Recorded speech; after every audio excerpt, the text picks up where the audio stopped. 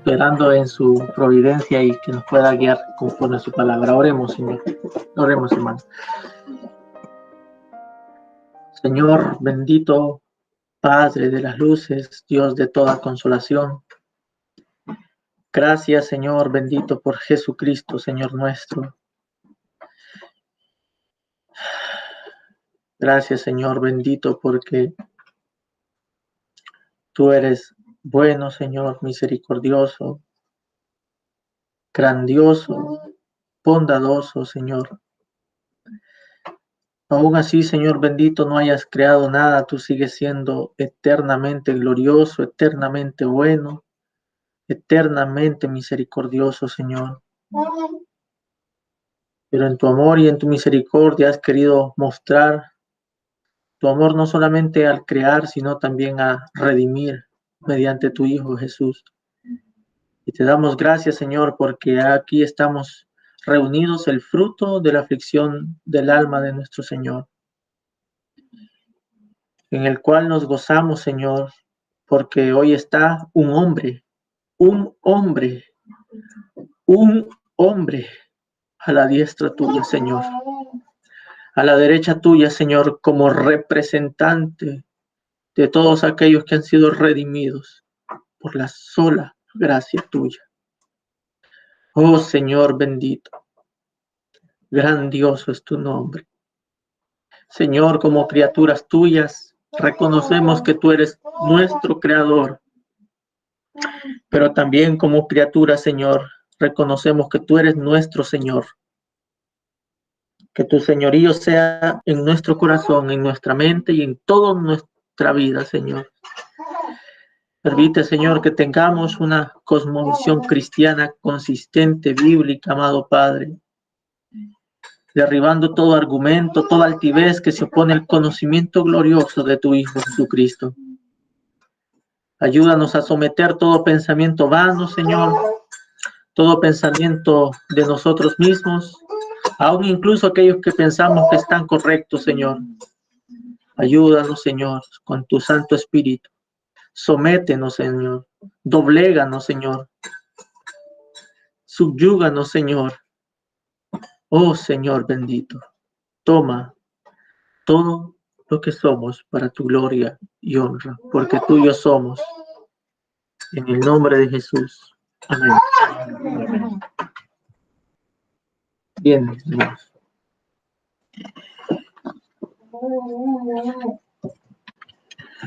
En esta hora estaremos avanzando con la introducción a la cosmovisión cristiana.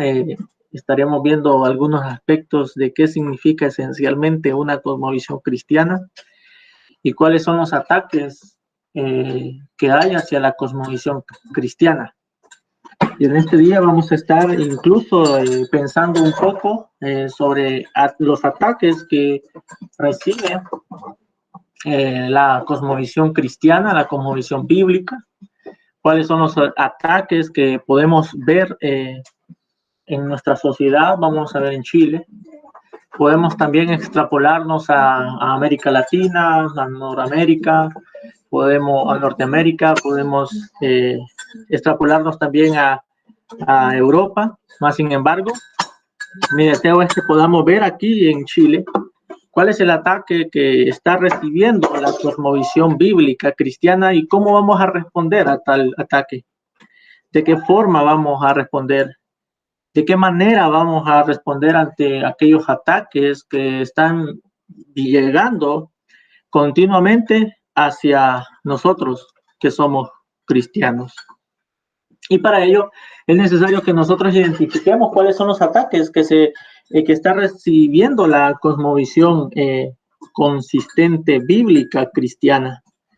Y mi deseo es que podamos incluso participar todos para que podamos dar las observaciones, tanto particulares como generales, que cada uno de nosotros pudiese apreciar. Hemos estado considerando el tema, que es de mucha importancia, definiendo la cosmovisión. Lo definimos de parte de un sociólogo, antropólogo de Estados Unidos, de que él define la cosmovisión como las presuposiciones que tenemos. Y debido a esas presuposiciones vamos a obrar. Veíamos también los tipos de cosmovisiones existentes hoy en día. Y compartí una tabla en WhatsApp, si usted puede consultar esa tabla, que la distribuimos impresa a los hermanos que están asistiendo presencialmente, lo cual ellos tienen impreso. Usted también puede imprimir la tabla para que podamos ver cuáles son los tipos de cosmovisión que vamos a estar tratando en el tema a desarrollar, que de manera general también podemos decir que son las cosmovisiones que podríamos nosotros notar en la sociedad chilena. Vamos a compartir la pantalla. Voy a compartir un poco acerca de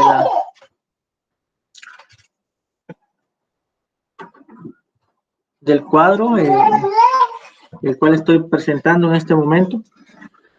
Nosotros vamos a estar viendo acerca de en sí mismo qué significa la cosmovisión cristiana, cómo la podemos definir bíblicamente. También vamos a ver cuáles son los ataques que está recibiendo la cosmovisión cristiana. Y en las clases pasadas hemos estado diciendo qué es lo que caracteriza a la sociedad chilena. ¿Alguien me puede recordar qué es lo que caracteriza a la sociedad chilena? Estatismo. Amor, si puede tomar fotografías. Estatismo también. Secularismo. Secularismo, ¿no? Secularismo, ¿no? Progresismo. Neomarxismo. Relativismo.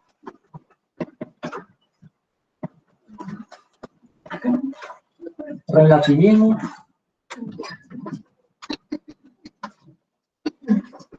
Estatismo, secularismo, neomarxismo, relativismo.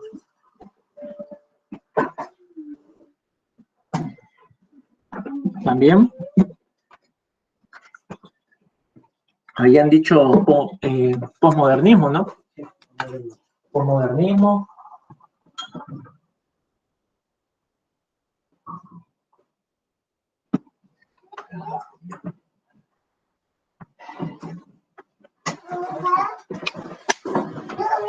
Decíamos que es característico de la sociedad chilena hoy el estatismo, el secularismo, el neomarxismo, el relativismo, el posmodernismo.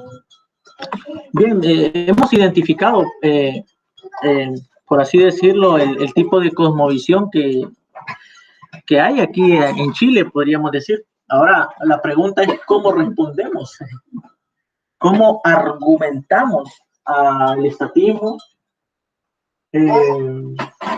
Podríamos decir, no, Cristo es el Señor, pero ese argumento es demasiado limitante, por así decirlo. No, Cristo es el Señor, el César no, ya, eso puede ser un eslogan, pero necesitamos derribar el argumento del estatismo. Y el texto de 2 Corintios dice que debemos derribar los argumentos y en el contexto se nos dice que es con argumentos. Y los argumentos que derriban estos argumentos humanistas no son nuestros argumentos, son la palabra de Dios. Es la palabra de Dios, que por supuesto se expresa en argumentos, así como lo hizo Pablo en Atenas. Nota usted que Pablo usó la palabra del Señor para presentar al Dios bíblico, al Dios de verdad, al Dios trinitario, al Creador. Y luego incluso citó a uno de sus poetas. Y luego de eso presentó el aspecto redentor.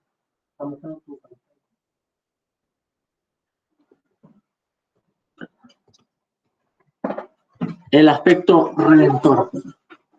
De tal forma, ¿cómo le responderíamos al estatismo?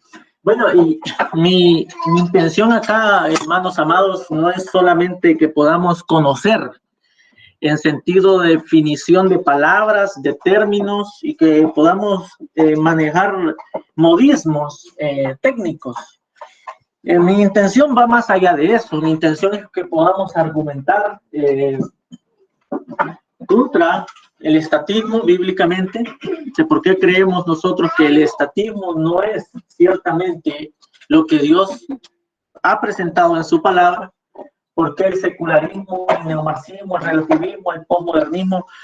¿Cómo vamos a responder a ellos? Bueno, qué importante esta pregunta, porque los creyentes no podemos ser solamente pasivos en el sentido de ver lo que está pasando, sino que también nosotros tenemos que tener voz, porque vivimos en una nación, vivimos en un pueblo, vivimos en una ciudad en el cual también estamos incrustados en la cultura. De tal forma que nuestro Señor Jesucristo nos dice claramente que dice a nuestro Padre, no lo saques del mundo, sino guárdalo del mal, que nos conserve en medio del mal. Y de hecho nosotros creemos que el Señor nos guarda en medio del mal, preserva nuestras almas y que el maligno, como dice Primera de Juan, no nos toca.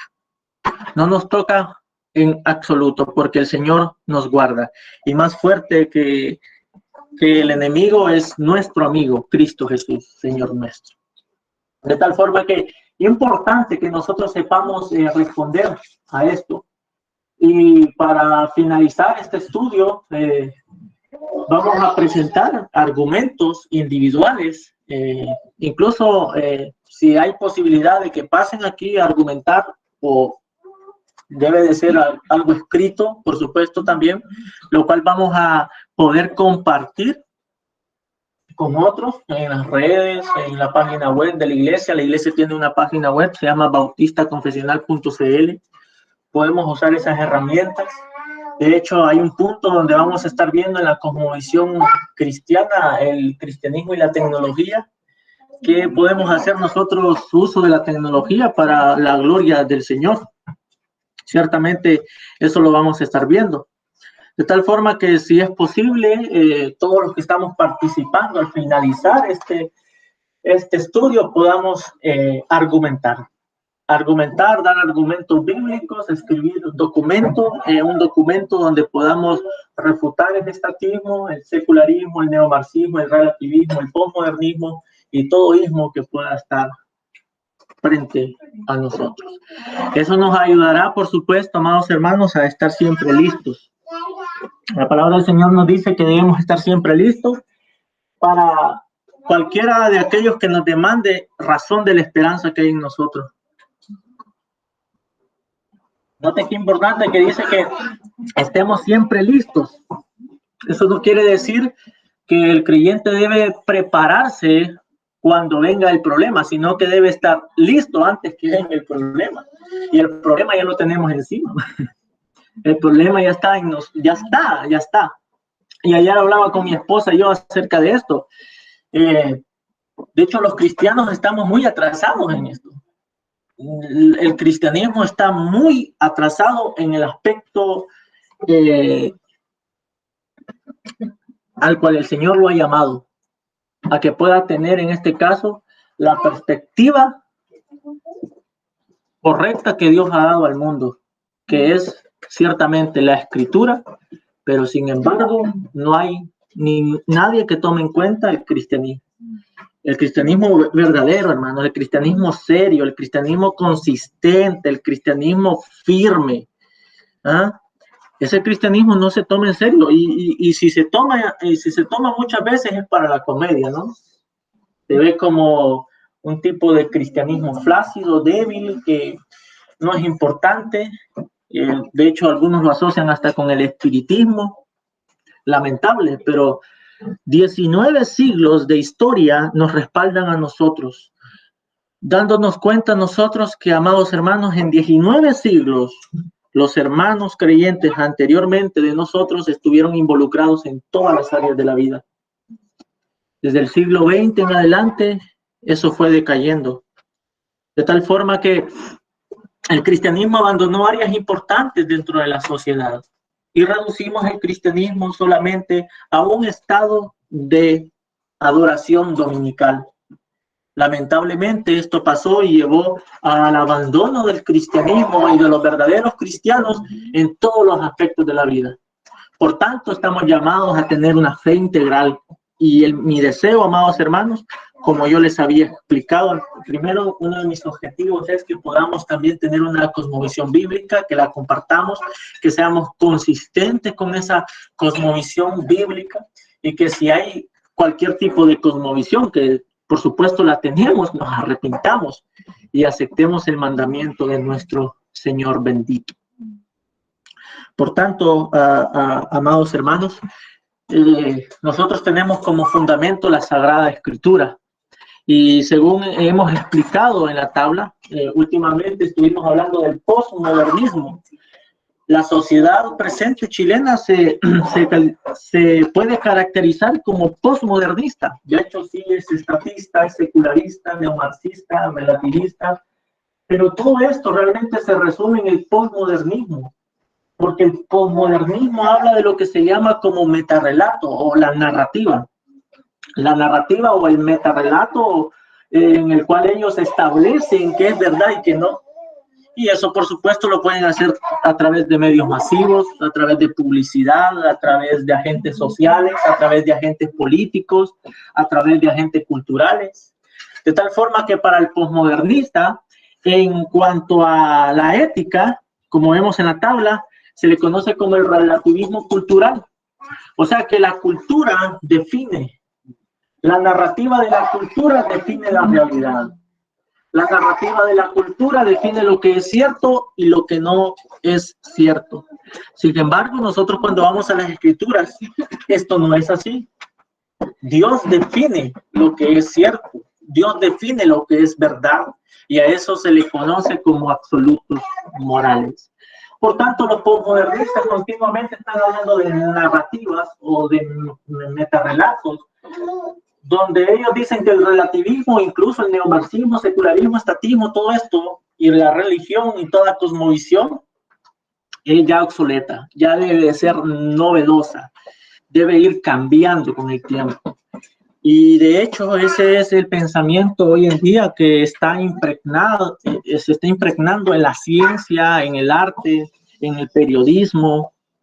Es lo que vemos hoy en día también en el sentido de la filosofía, con el posmodernismo, el antirrealismo.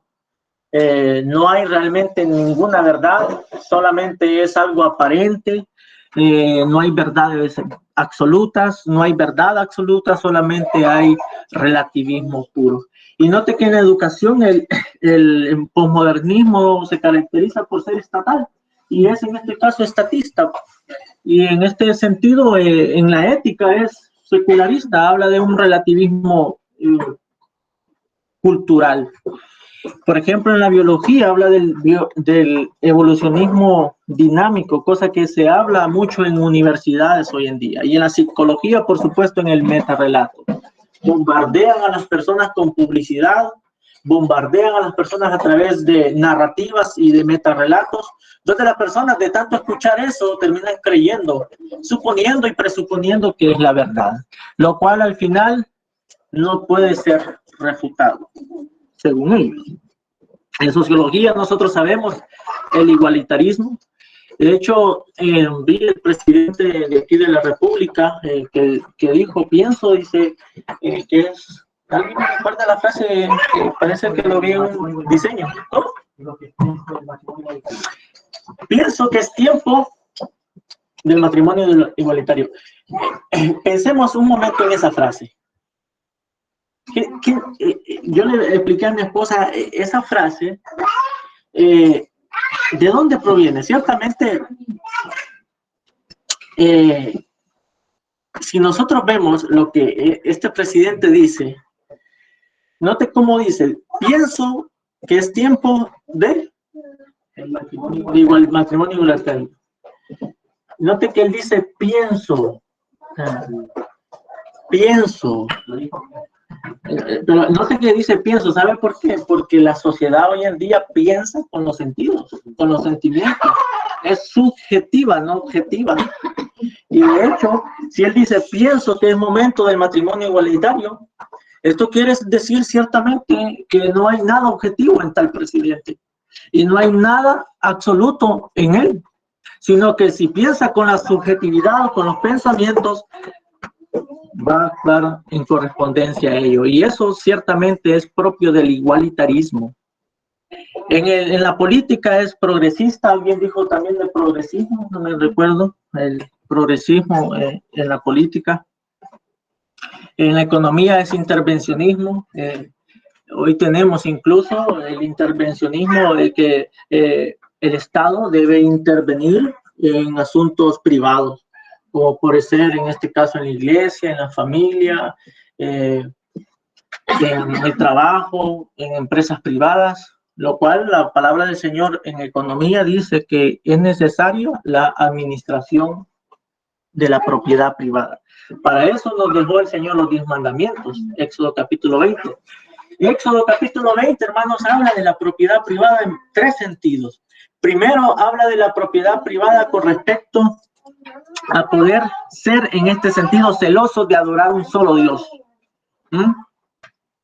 En este caso, el salmista siempre decía, Dios mío. Note que él lo ve como personal. El salmista siempre cuando se refiere a Dios dice, mi Dios, o sea, no se refiere a Dios como Dios, sino mi Dios como personal. Y eso habla de que mi Dios es propiedad. Y el mandamiento de no adorarás otro Dios, no adorarás, no tendrás otro Dios delante de mí, eso habla de que nosotros somos propiedad de Dios y que Dios es propiedad nuestra. Pero también nos habla de la propiedad con respecto a la propiedad privada. Ejemplo de eso, no robarás, ¿no? No robarás. Y habla también de la propiedad de nuestros pensamientos, para que guardemos también nuestro carácter y nuestra reputación. ¿En qué? Mandamiento, cuando dice no levantarás falso testimonio. Vemos entonces que los mandamientos están para salvaguardarnos, para protegernos y asimismo también para administrar la propiedad que el Señor nos ha dado. No solamente la propiedad en el sentido de una ubicación de terreno y casa, sino también de nuestros propios cuerpos, de nuestros propios pensamientos y de nuestra vida social. Mientras que en el posmodernismo, en economía es intervencionista. Y ahí tenemos muchas personas pensando, incluso cristianos, que piensan que el gobierno tiene que intervenir en los asuntos de la iglesia, en los asuntos privados de la iglesia, en los asuntos privados de la familia, cosa que realmente esto no es bíblico y no es escritural, y no es una cosmovisión cristiana consistente. ¿Cómo vamos a responder a esto del intervencionismo? Bueno, también todo este tipo de cosmovisiones las tendremos que responder con argumentos, refutando y presentando también qué dice Dios acerca de ello. En la historia también veíamos que el cristianismo cree en la creación, caída, redención y consumación. Y que esa historia es genial, hermanos. Amados hermanos, a nosotros los creyentes nos espera un final glorioso. El mundo, hermanos, ciertamente que usted como lo ve, puede caer por un tiempo en manos de impíos y de hombres malos, perversos. Sin embargo, la historia no le pertenece al hombre, hermanos. La historia no le pertenece a los políticos, a los gobernantes de este siglo, a las potestades superiores, a Satanás. La historia le pertenece al dueño de la historia, a Cristo, el Rey. Y Él es el único que puede decir, he aquí hago nuevo todas las cosas. Las cosas viejas pasaron. ¿Por qué? Porque Cristo es Señor de la historia. Y creo que incluso los cristianos debemos desarrollar una teología de la historia. Es decir, que entendamos como principio y como primacía y supremacía el señorío de Cristo sobre todas las cosas. De tal forma que el Salmo 110 dice, el Señor domina en medio de sus enemigos. Cosa que quizá en el momento presente no lo podamos entender, pero lo entenderemos en la resurrección de los justos. ¡Qué glorioso! De tal forma, amados hermanos, que a nosotros nos espera un final glorioso, glorioso. Mientras que en el posmodernismo habla del historicismo humanista, el logro del hombre. El logro del hombre. Lo que el hombre puede lograr. Y para ello tiene la ayuda de Dios ciencia. En la ciencia el neopragmatismo se caracteriza mucho en el posmodernismo. Y el neopragmatismo ciertamente es lo que está sucediendo con la ciencia actualmente. De ninguna forma yo desprecio la ciencia, porque la ciencia es creada por Dios y hecha por Dios. De hecho, ciencia es el Señor mismo que nos muestra en Génesis cómo es la verdadera ciencia. Mas, sin embargo, la ciencia hoy en día ha caído en manos de hombres neopragmáticos o de filosofías neopragmáticas. Y cuando hablamos del neopragmatismo, estamos hablando de aquel tipo de situación o de acción donde la ciencia diseña e inventa para probar. Y si funciona, entonces han llegado a su final. Es decir, han cumplido su función. De ahí, como le decía también, no sé a quién le decía algún hermano, de ahí tenemos el experimento científico en muchos campos, en animales, incluso en personas, y cosas que se está viendo hoy en día. Y para ello el neopragmatismo se apoya bastante en lo que se conoce como neurociencia, neuropsicología, y un montón de neuro que... Exactamente. De tal forma que hoy en día tenemos también eso de la neurolingüística, quieren modificar el lenguaje incluso. En la ciencia tenemos también lo que se conoce como Neuralink. Este famoso Elon Musk, él promueve la idea de el Neuralink, el control de la inteligencia artificial en ciertos aspectos de la vida del hombre. Bueno, el neopragmatismo tiene esa característica.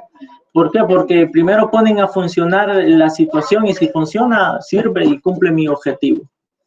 El aspecto es que cuando nosotros vamos a la palabra de Dios, ¿cómo los hermanos en el antiguo interpretaron la ciencia? Y vamos a ver que ellos, cuando veamos historia y la ciencia también, vamos a ver que ellos lo interpretaron según la analogía de la fe. La Biblia no pone al ser humano como un experimento, hermanos. El hombre coloca al ser humano como un experimento. Y algunos pueden decir y objetar, bueno, pero es bueno para el progreso del hombre. Ciertamente eso es una falacia, porque el hombre, amados hermanos, fue constituido como un ser racional y lógico. Y Dios no lo hizo para un experimento de laboratorio, lo hizo para que sea un ser pensante, racional, lógico. Y eso nos habla de que también Dios imprimió sobre el hombre el atributos comunicables. Y con ello, por eso decimos que está hecho a imagen y semejanza de Dios. Por tanto, si el neopragmatismo sigue impregnando la ciencia, lo que va a hacer con el humano es que lo va a deformar y no a reformar, o no a renovarlo, o no a ayudarle en su sentido básico de la palabra. Vamos a ver esto, hermanos, con más detalle a medida que avanzamos, porque va a ser necesario que nosotros refutemos este tipo de pensamientos. De hecho, pastor, en la ciencia actual, el hombre, su objeto de estudio es el hombre. En cambio, porque dice que Dios quien enseña ciencia al hombre, los misterios que también se los enseña el hombre. Y en la ciencia cristiana, el objeto de estudio es ver a través de los ojos de Dios, de los pensamientos de Dios, cómo Él establece todas las cosas. Sí, de hecho es así. La ciencia, por ejemplo, la ciencia cristiana consistente primero, como dice nuestra hermana, comienza en Dios, lo que se conoce como teología, o lo que se llama como teología propia, que significa el estudio de los atributos de Dios, pero también la creación, la observación de la creación. Por eso el salmista decía, cuando veo los cielos, él se los miraba, y cuando uno va y observa la creación y hace un estudio a través de lo que uno ve, observa. Entonces, eso es ciertamente la ciencia que el Señor establece en las Escrituras, a través de la observación de lo creado. En este aspecto de lo creado, sin ser el ser humano, como experimento científico. Por eso el hombre fue llamado a sojuzgar la tierra, a sojuzgar lo que en ese entonces vemos en el Edén, que Adán no supo guardar. Mas, sin embargo, hoy en día tenemos la ciencia que es neopragmática y está fundada propiamente en el hombre, el humanismo. Y puedo decir, hermanos, con mucha certeza que el Dios de hoy en día es la ciencia. Es la ciencia. Un científico dijo, ¡wow! ¿Y por qué? A todos le creemos, sí, porque tiene 3 doctorados en filosofía de la Universidad de Harvard, 5 doctorados de la Universidad de Oxford. O sea que esos doctorados valen más que los valores éticos. ¿No es cierto? ¿No es cierto que hoy la sociedad valora el estudio como el campo donde la persona vale más por lo que tiene y no por lo que es? ¿No? Pero Dios no valora las cosas así. ¿No? Entre más educación tiene un hombre, dijo Aristóteles, más inteligente y también más importante y también más valor tendrá. Pero en las Escrituras vemos claramente que las personas que tienen valores absolutos dados por Dios son los que realmente son importantes. Y ahí tenemos, hermanos, que hoy en día un futbolista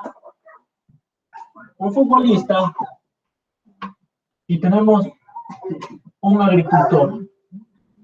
Mire, el futbolista es más afamado, gana más, no se le pide rebaja en el mercado, pero al agricultor, ¿qué pasa con el agricultor? Desvaloriza su trabajo. Desvaloriza su trabajo, se menosprecia. ¿Y qué aporta un futbolista? La educación. Diversión. No aporta nada. La diversión no es ningún tipo de aporte. El entretenimiento tampoco, más bien Dios asocia el entretenimiento, la diversión en el libro de Ezequiel como pecado, como ociosidad. Se sentó, Jerusún dice, y dio coces. Es decir, el pueblo se sentó a jugar, dice Deuteronomio. Habla de ociosidad. Con esto no quiero decir, hermanos, que tengamos un tiempo libre donde podamos disfrutar lo que el Señor creó. Pero ciertamente hoy en día las personas son más valoradas por lo que tienen, poseen. Y esto se reflejó bastante, por ejemplo, con el jugador Maradona, ¿no? Una vida tan desastrosa, pero se le llama Dios. Los argentinos adoran a ese hombre. Y vemos que su vida es desastrosa. No, pero como jugador, lo mejor. Pero su vida, bueno, pero vemos ahí el asunto de la división. Bueno, una persona que realmente no aportó nada a la sociedad. Pero un agricultor, un carpintero, son vistos de menos. No son importantes. De hecho, quería jugar Chile contra Argentina. Sí. Toda la gente desesperada por llegar rápido a su casa, buscar un lugar donde ver el partido. Entonces, impresionante que la importancia de que tiene el entretenimiento. Porque si fuera, por ejemplo, no sé, un documental, una cosa que genera algún tipo de enseñanza. Por supuesto, pues ahí vemos que el Dios de este siglo, hermanos, ciertamente se puede traducir en eso. Se da valor a personas que realmente no deberían. Esto no quiere decir que no valoremos a las personas porque son hechas a imagen y semejanza, pero Dios nos llama a valorar por lo que es la persona, no por lo que hace o por lo que tiene en ese sentido. Y por ejemplo, esto es característico del posmodernismo, hermano. Y el posmodernismo tiene tres características importantes, imborrables en toda sociedad. El posmodernismo se categoriza por ser hedonista. Lo que acaba de hablar el hermano de el entretenimiento, eso es puro hedonismo. Eso me da placer. Ver al jugador echar un gol y me da placer que gane. Bueno, hermanos, cualquiera se alegra que la nación, que nuestra nación pueda en este sentido brillar en el mundo, pero que brille en Cristo Jesús, ¿no? Pero yo no estoy en contra del fútbol, hermano, no me vayan a malinterpretar en este sentido. El asunto es que todo aquello que ocupa tu pensamiento es tu Dios. Todo aquello que te motiva, todo aquello que te impulsa es tu Dios. Y Dios no tiene competencia, hermanos. No tendrás dioses ajenos delante de mí. Él no dice, tenme a mí como primer lugar y si quieres ten a otros. No. Él habla de absolutos. Él dice, no tendrás dioses ajenos delante de mí. Entonces se caracteriza el posmodernismo por hedonista. En segundo lugar, se caracteriza por consumista también. Consumismo. Y si se caracteriza por el consumismo, eso nos dice que el consumista ama el placer y también ama la plata. Ama el dinero. Lo daría todo por el dinero. Hay personas que empeñan su conciencia y sus valores por dinero, que tienen en este caso agendas oscuras y personas que aceptan cohecho por dinero, soborno por dinero. Eso lo dice la Biblia, y negarlo no sé en qué mundo vivimos. Hedonismo, consumismo, y también se caracteriza por el nihilismo. ¿Qué es el nihilismo? El nihilismo es aquella idea o aquel pensamiento filosófico que dice que todo acaba en esta tierra y que no hay razón de ser después de la muerte. Tu mejor vida ahora. Por eso se caracteriza el nihilismo. Un nihilismo penetrante. ¿No es cierto que la gente vive como que si no hubiese juicio final, hermanos? Vean usted la sociedad. Observe el mundo. ¿Piensan que Dios no va a venir? ¿Piensan que no va a haber rendición de cuentas? Viven como si realmente eso no fuese cierto, porque se caracteriza por un nihilismo profundo. Aquí se muere, aquí se acaba todo y ya no hay nada más razón de ser después de la muerte. Y de hecho, pastor, eso uno lo puede ver en lo práctico, porque, por ejemplo, ahora la gente no quiere trabajar, porque quieren disfrutar en la hora de los bonos, de los subsidios, de que es tan fácil y me permite hacer todo. Me permite disfrutar el placer de sentir de no trabajar, de disfrutar el ocio que puedo tener de acuerdo a eso, consumir hasta las cargos. Y el hecho de no se preocupan porque eso se va a acabar. ¿Y quién viene después? ¿Con quién me voy a alimentar? No les importa nada. Vivamos el presente. Vivamos el ahora. Ese es el pensamiento nihilista. Ese es el pensamiento nihilista. No se preocupan por lo que ha de venir, sino que vivamos el presente. Y de ahí tenemos el derroche, tenemos la característica del hedonismo para el placer. Y el hedonista nunca va a estar satisfecho, hermano. Nunca va a estar satisfecho, porque siempre va a andar buscando placer, compra esto, no siente placer, compra aquello tampoco, y así constantemente. Nunca va a encontrar satisfacción. El consumismo, por supuesto, consumir cosas innecesarias. De hecho, le decía a mi esposa yo que en donde vivimos nosotros, hermanos, en el sistema en que estamos caídos, por supuesto, este sistema está hecho para desobedecer a Dios. ¿Sí? Está hecho, está diseñado para eso. Por ejemplo, cuando te obligan a trabajar el día domingo o cuando en algún lugar te dicen que debes trabajar el día domingo, ese es un tipo de sistema que te obliga a desobedecer el día del Señor. Está diseñado para eso. Y ciertamente todo lo que nosotros nos rodea, hermanos, todo está diseñado para desobedecer a Dios. Ahora, de educación, por supuesto. Es un ejemplo. En la economía de la familia, significa que los dos padres tienen que trabajar. El Estado tiene que educar a sus hijos para que tú puedas crear algo mejor en lo que concierne a bien material.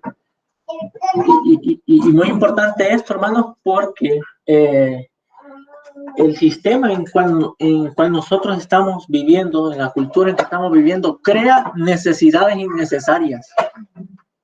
Y nosotros muchas veces no nos damos cuenta y podemos incluso los creyentes actuar como posmodernistas en algunos casos.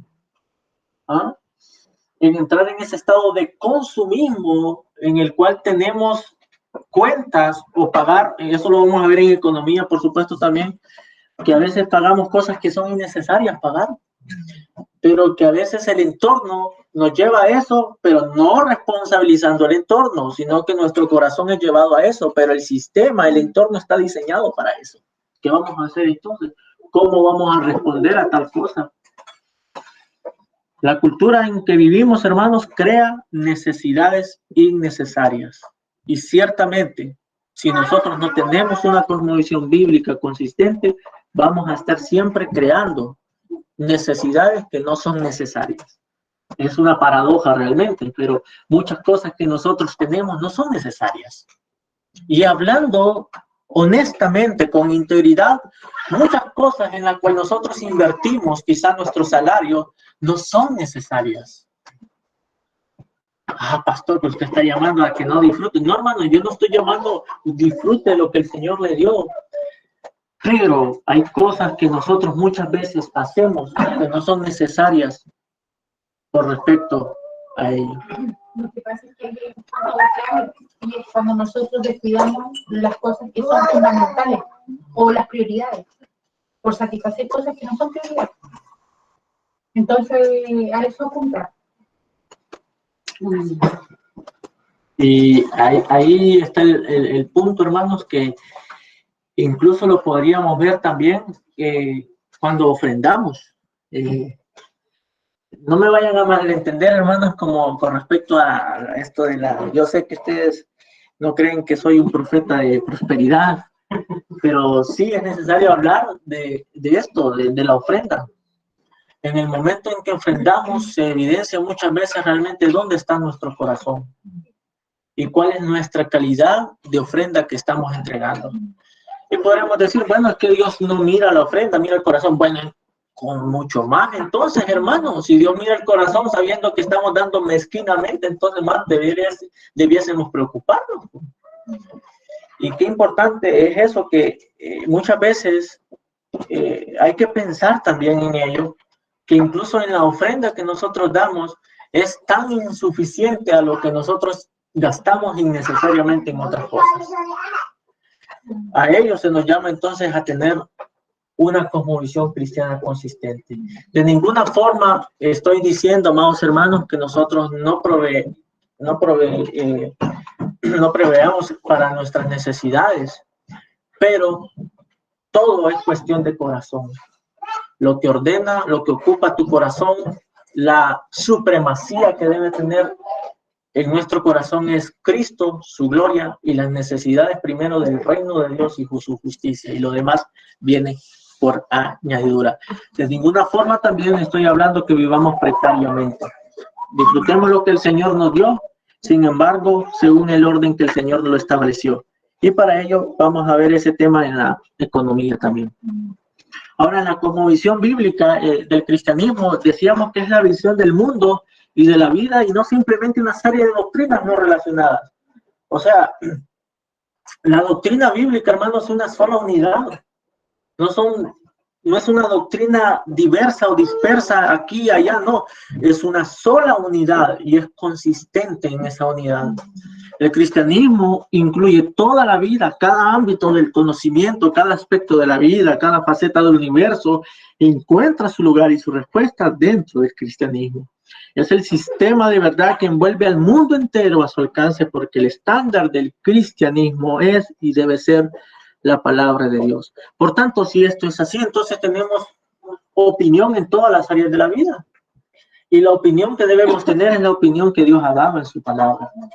Cuando hablamos de una fe integral, hermanos, no quiere decir que tengamos una opinión para cada cosa en el sentido de nuestra percepción de las cosas, sino que pensemos bíblicamente acerca de esas cosas.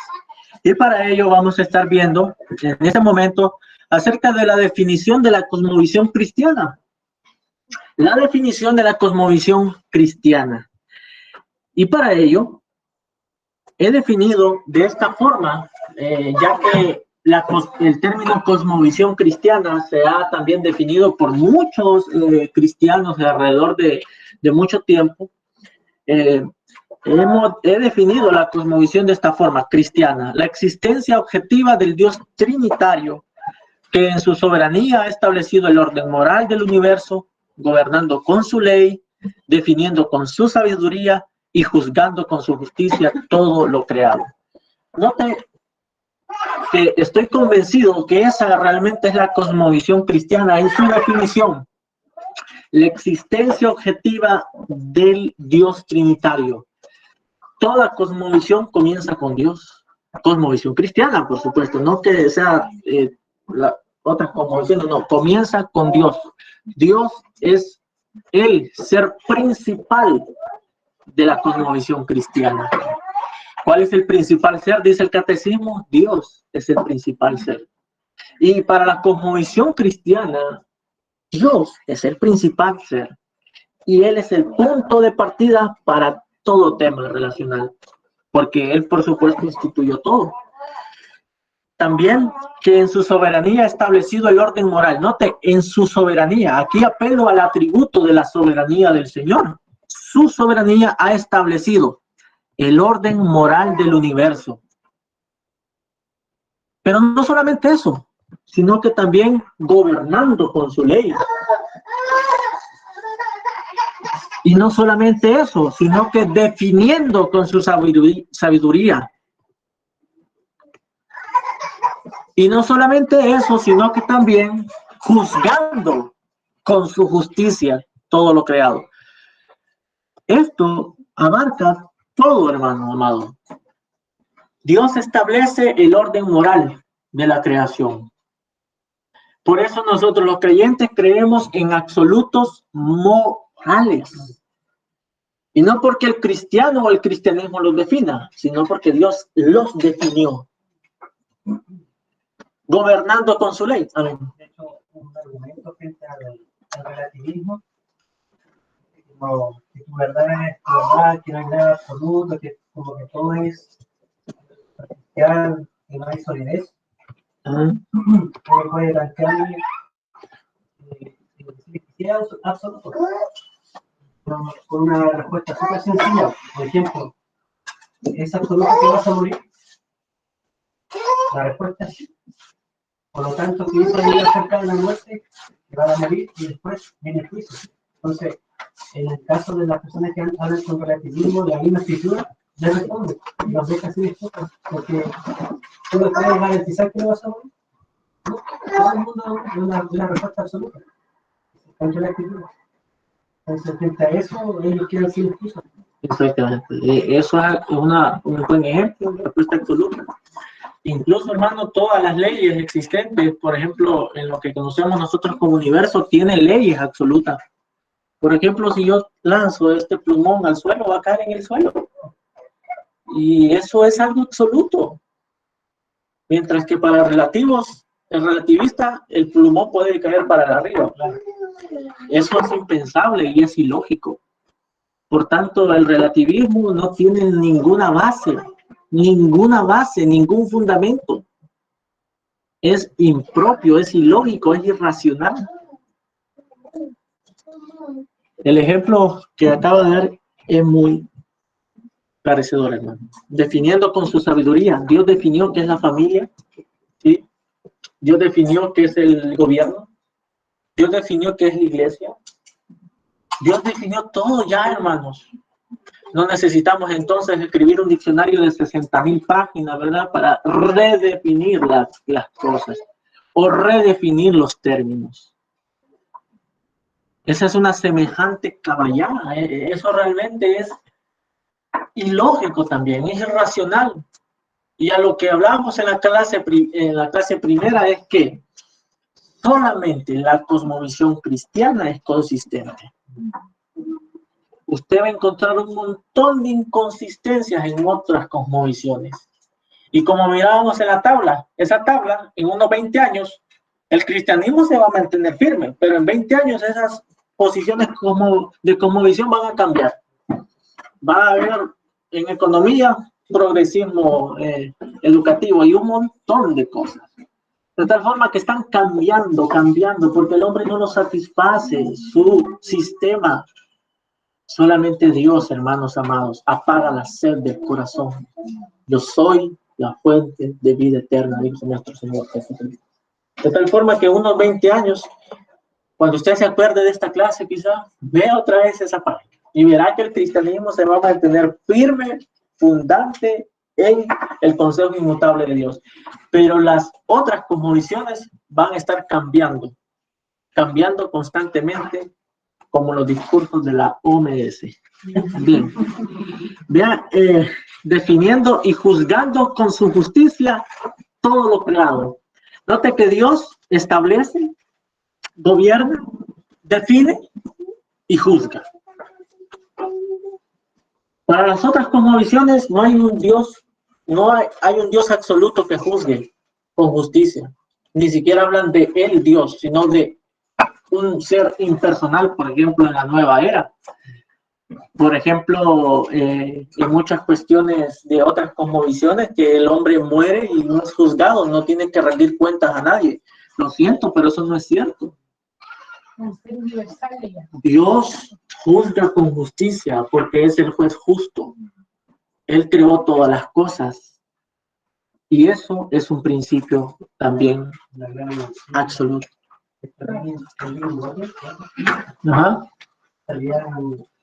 Estaba pensando en una chica que era como de la nueva era. Entonces ella hablaba de que ella sí creía en el ángel superior, que es una energía que está conectada con todos. Y la respuesta que la respuesta que presentaba bíblico la persona que predicaba el evangelio era bastante preciso acerca de que, por ejemplo, decía, no, después de que vivimos nuestra alma se extermina o podemos reencarnar. Entonces, él le preguntaba, bueno, si tú quieres la reencarnación, ¿te acuerdas de lo que era la vida pasada? No, sí. No hay conciencia, ¿no? Eso muestra también que es inconsistente. Por eso, hermano, si usted va a ver otro tipo de cosmovisión, va a ver siempre que son inconsistentes en todo, en sus argumentos, en sus declaraciones, son inconsistentes, porque la mentira no puede ser consistente. Otros cristianos también han definido cosmovisión cristiana. He leído varias definiciones, pero he tomado solamente una. Esta es de un libro escrito por Richard Ramsay, se conoce como Integridad Intelectual, que recomendé a algunos hermanos. Algunos hermanos parece que están leyendo. Me gusta cómo él define cosmovisión cristiana, y por una frase especial dice: una cosmovisión cristiana, dice él, es una mentalidad formada por presuposiciones bíblicas para reflexionar cristianamente acerca de todas las áreas de la vida. Me gustó eso, bíblica, para reflexionar cristianamente acerca de todas las áreas de la vida. Dice él en su libro Integridad Intelectual. Ha sido llamado un enfoque de vida cristiano, una mente cristiana o una filosofía cristiana. Es un proceso en que el Señor nos sana de nuestra enfermedad, le llama él, de esquizofrenia intelectual. Es importante esta declaración porque él define la cosmovisión cristiana como reflexionar cristianamente acerca de todas las áreas de la vida. Entonces, la cosmovisión, ciertamente, hermanos, no es solamente tener el cúmulo de información. No solamente es eso, también es reflexionar. Y eso quiere decir que hay que razonar, hay que usar el razonamiento que el Señor nos dio, usar el cerebro para pensar, para argumentar, para definir lo que Dios ha definido, y de esa forma ser consistentes en lo que podamos decir. Y solamente vamos a ser consistentes cuando citemos la verdad. Usted y yo va siempre a ser consistentes solamente cuando cite la verdad. Y como bien dijo el escritor del siglo pasado, dice, toda verdad es verdad de Dios. Y ciertamente es así. Toda verdad, no importa de dónde provenga, incluso de un hombre caído, es verdad que procede de Dios. ¿Por qué? Porque la imagen y semejanza de Dios está impresa en ese hombre. Amén. Bien, vamos a avanzar. Vamos a ver también, hermanos, el ataque a la cosmovisión bíblica. ¿Cuáles son los ataques que se presentan ante hoy en día en la cosmovisión bíblica? Y quiero que pensemos un momento sobre esto. ¿Alguien habla? No. No. Ataque a la cosmovisión bíblica. Y para ello, pensemos un momento, hermanos. ¿Cuáles son los ataques que está teniendo hoy en día la cosmovisión cristiana?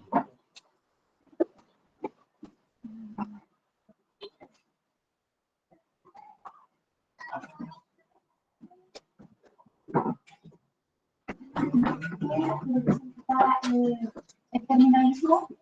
Ismo. Es movimiento. Sí, vamos. Ahí te conectas. Bien.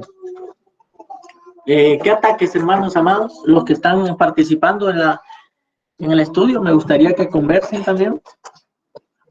Hermanos están aquí también, están conversando, y pueden aportar. ¿Qué ataques está teniendo la cosmovisión bíblica cristiana? Pastor, ¿Sí? ¿se podría considerar ataques sobre la imagen del matrimonio bíblico? Sí, imagen del matrimonio, sí. Matrimonio, sí. Matrimonio. Muy bien. Exactamente. El tema del ataque a los niños, donde ahora le quieren enseñar de chiquitito tema de sexualidad. De imágenes en el Claro. De la familia también, de la familia, de los hijos.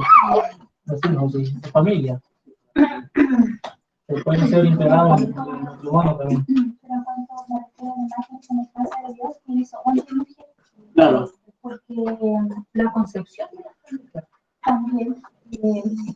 Porque, por ejemplo, claro, la sexualidad en ese ámbito, porque los niños ahora cuando nacen, el niño piensa que si es hijo o niño, y si el niño piensa que es niña, la autopercepción. Piensa a sí mismo. Yo he visto dos tipos de ataques. Uno, o sea, no es un ataque, sino es el uso de la neutralidad. Por ejemplo, para atacar la supremacía de Cristo en todas las cosas.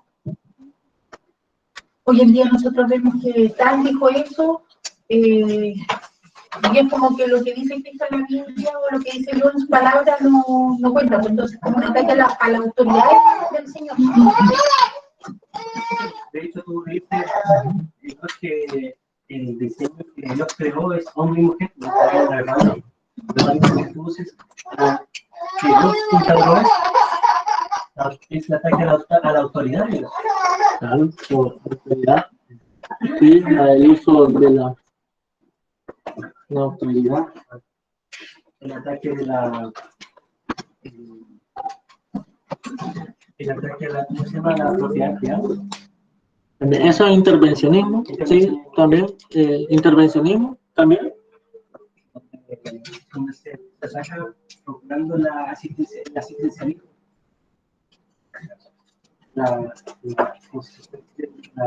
La premisa bíblica es que uno trabaje, ¿cierto? Y uno trabaje, obtenga sus bienes, producto de su trabajo. El asistencialismo lo que hace es comentar que no trabajen porque yo te voy a dar.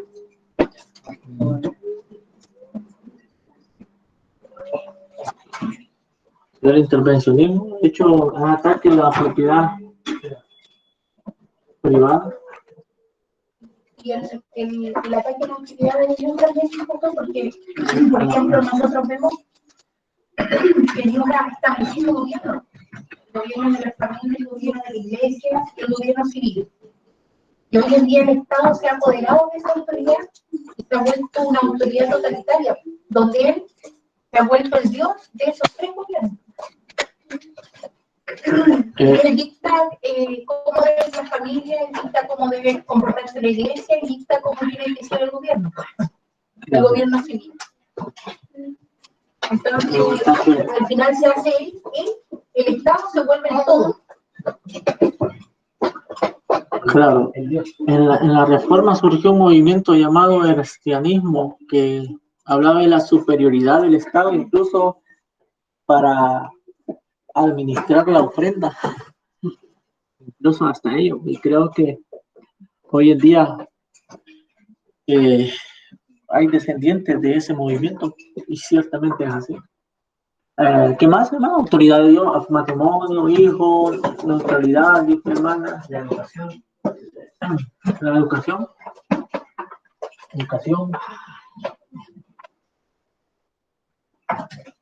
No son un ataque. A mí me cuestan los conceptos, pero nosotros vemos que en la Biblia Dios establece el diezmo, ¿cierto? Y el Estado establece el impuesto.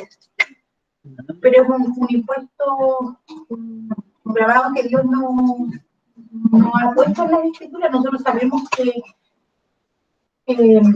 los impuestos son para la seguridad y la infraestructura, y el gobierno cobra impuestos hasta de nuestras ganancias, de todo.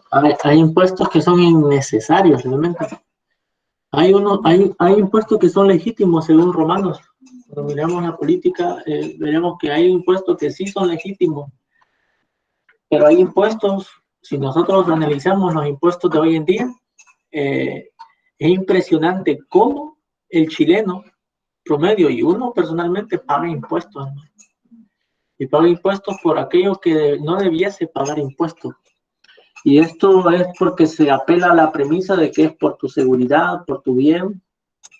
Mas, sin embargo, cuando vamos a las Escrituras nosotros, vemos que cuando un gobierno o cuando un imperio exige impuestos sobrevalorados, es porque ha pasado el límite y se ha vuelto totalitario.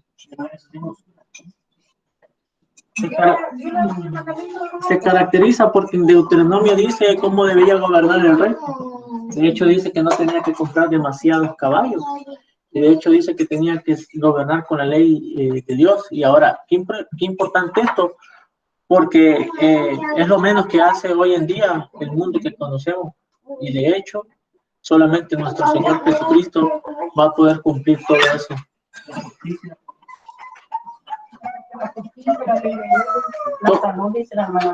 La salud, hermana Rosita. Sí, la salud está siendo atacada por el neopragmatismo, por la ciencia. Dice, ataque es el relativismo moral donde cada cual juzga lo que es bueno sin tener un estándar universal. Claro, ¿cómo dice él? Andrés Amonet dice, un ataque es el relativismo moral, donde cada cual juzga lo que es bueno sin tener un estándar universal. También, eso es un ataque a los absolutos morales. El relativismo, ¿verdad? Muchas gracias.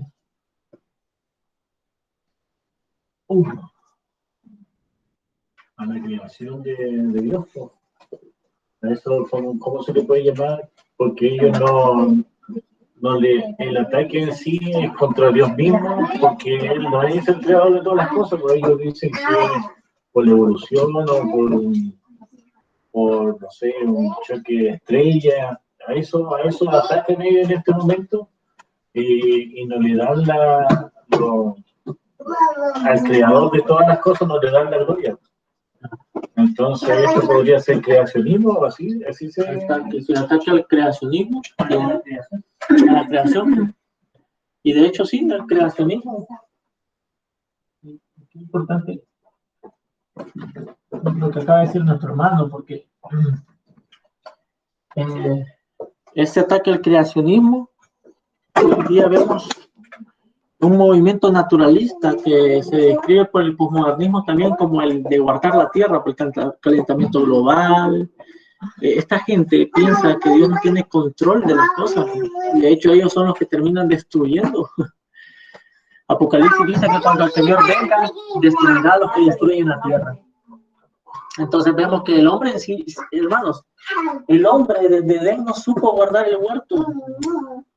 Y de hecho el hombre no sabe guardar, conservar la creación. porque odia todo lo que tiene que ver con Dios y su fundamento. Bien, matrimonio. Quiere ser un sirviente del Señor, quiere ser el Señor. No quiere ser un servidor de Dios. Se instaura como si Quiere ser Que quiere los beneficios de ser Señor, claro, pero no quiere las responsabilidades de ser Señor. esos son ataques, hermanos, realmente. Y qué importante que esto, que son los ataques que vemos fuera, pero hay ataques dentro también del cristianismo.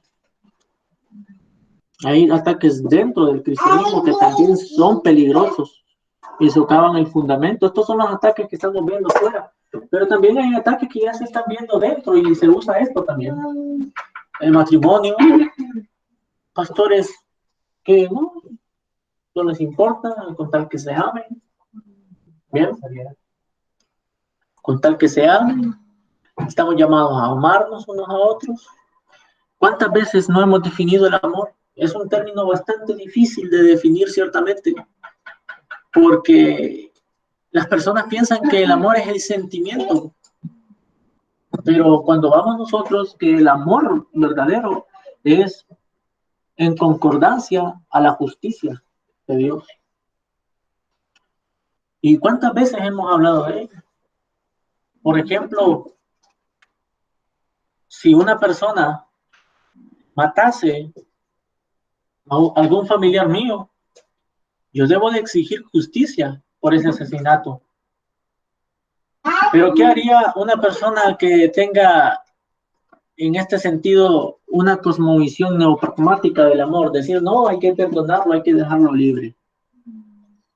Cuidado con eso, porque eso no es amor. Tiene que pagar la deuda, pero ojo con ello, yo no debo guardar rencor. Debo perdonar, sí, pero él debe cumplir las consecuencias de su asesinato. Eso dice la Biblia. Por tanto, el hombre tiene que pagar, leer en Deuteronomio la restitución, incluso la ley de la restitución. Él tiene que pagar el asesinato, pero yo por mi parte no debo guardar rencor, debo perdonarlo, pero eso no quiere decir que él no pague las consecuencias de su pecado. ¿Entiendes? Entonces, el deber bíblico nuestro es perdonar y no guardar rencor, no guardar odio. Pero el deber de la justicia es castigar al malvado y que él reciba las consecuencias de su pecado, de su crimen. Pero no tenemos hoy en día, no lo castiguen, no lo castiguen. Hermanos, el precio de nuestro rescate no fue sin castigo. Y algunos usan esto de que no, es que el Señor nos perdonó y viene en el amor. Hermanos, pero Dios castigó a su Hijo.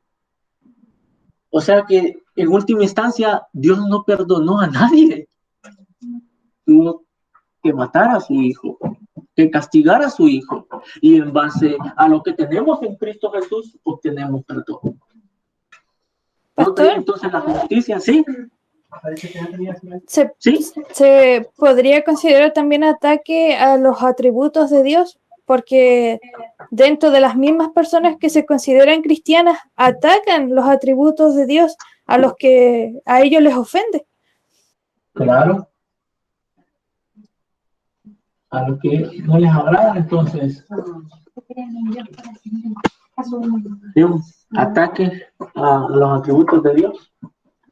Pues es así, hermanos amados. Estos ataques, ¿cómo vamos a responder ante estos ataques? Ante el matrimonio. La sexualidad incluida dentro del matrimonio, igual, ¿no? Sí, el matrimonio, hablaron de la sexualidad, ahí se incluye el matrimonio mucho.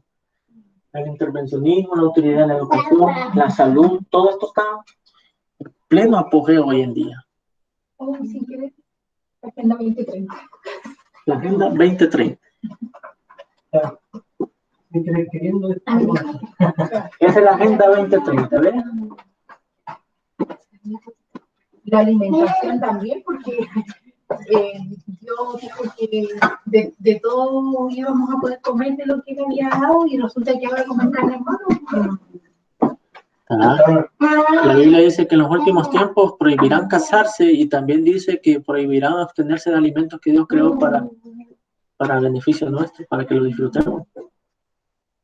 Eso de prohibir casarse ya está, pues si la gente vive hoy en día al adulterio no se le llama adulterio, se le llama unión, ¿cómo le llaman acá? Unión civil o convivir le llaman. A la fornicación, convivir. Convivir es lo que el pueblo ubica, pero entre ley se llama unión civil. Unión civil, unión civil. Unión libre le llaman en mi país. Unión libre también. Ahora mejor tener un perro que el hijo. El hijo mucho casa. Otro punto también. Sí. Y de hecho, eso de tener un perro en lugar de tener un hijo también va en contra del orden del Señor. Sí. Esa obsesión hacia los animales. Y Puede ser un montón de efectos, pero dime cuando los perritos son entonces, en definición, hermanos, esto es lo que caracteriza la cultura en sí, ¿no es cierto? Bueno, entonces, la gente obtiene lo que desea. Hermanos, la población y las personas de una sociedad piensan colectivamente de la misma forma. Y lo que ellos van a obtener es lo que ellos desean. El propósito que ellos desean, bueno, eso les va a dar. De tal forma que hasta en eso, el aspecto de los absolutos morales está presente. Así que, ¿dónde vemos nosotros el primer ataque a la cosmovisión cristiana? Lo vemos en Génesis 3. Acompáñenme, hermanos, a la Biblia. Génesis 3. ¿Toma foto, músico? Génesis, capítulo 3. Voy a dar lectura en el nombre de nuestro Señor. Capítulo 3, verso 1 al versículo 7. Génesis, capítulo 3, verso 1 al 7. Dice así la santa palabra de nuestro Señor. La serpiente era más astuta que cualquiera de los animales del campo que el Señor Dios había hecho. Y dijo a la mujer, ¿con qué Dios les ha dicho, no comerán de ningún árbol del huerto? La mujer respondió a la serpiente, del fruto de los árboles del huerto podemos comer, pero del fruto del árbol que está en medio del huerto, Dios ha dicho, no comerán de él, ni lo tocarán, para que no mueran. Y la serpiente dijo a la mujer, ciertamente no morirán, pues Dios sabe que el día que de él coman, se le abrirán los ojos y ustedes serán como Dios, conociendo el bien y el mal. Cuando la mujer vio que el árbol era bueno para comer y que era agradable a los ojos y que el árbol era deseable para alcanzar sabiduría, tomó de su fruto y comió. También dio a su marido, que estaba con ella, y él comió. Entonces fueron abiertos los ojos de ambos y conocieron que estaban desnudos y cosieron hojas de higuera y se hicieron delantales. Note el relato bíblico. Vamos a ir detallando esto porque aquí se nos presenta el primer ataque a lo que podríamos llamar la cosmovisión bíblica, o sea, la visión dada por Dios con respecto a todas las cosas. Vemos que la serpiente era más astuta que cualquiera de los animales del campo, dice el texto, y que dijo a la mujer, ¿con que Dios les ha dicho, no comerán de ningún árbol del huerto? Note que en la narrativa de Génesis 1 al 2, Dios se menciona como Señor. Desde la narrativa de Génesis 1 al 2, Dios siempre se menciona como Dios Señor, Señor Dios. Sin embargo, la serpiente, al dirigirse a Eva, omite tal declaración. ¿Y cómo se dirige la serpiente a Eva? No le llama Señor, ¿verdad? Nota ahí el desprecio, el señorío. Si en Génesis 1:2 se le viene diciendo a Dios, Señor, Dios Señor, la serpiente no dice Señor, dice con que Dios, con que Dios os ha dicho, o les ha dicho. Es un claro desprecio al señorío de Cristo. Toda cosmovisión, hermanos, que no tiene presuposiciones bíblicas, es en última instancia despreciar el señorío de Cristo. Notemos ahí, Pedro, cómo asocia esto en 2 de Pedro 2, 4 al 10. 2 de Pedro 2, 4 al 10.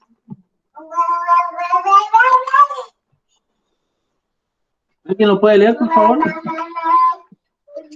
Porque si Dios no perdonó los ángeles que pecaron, sino que arrojándolos al infierno los entregó a prisiones de oscuridad para ser reservados al juicio. Y si no perdonó al mundo entero, sino que guardó a Noé, pregonero de justicia, con otras 7 personas, trayendo el diluvio sobre el mundo de los impíos.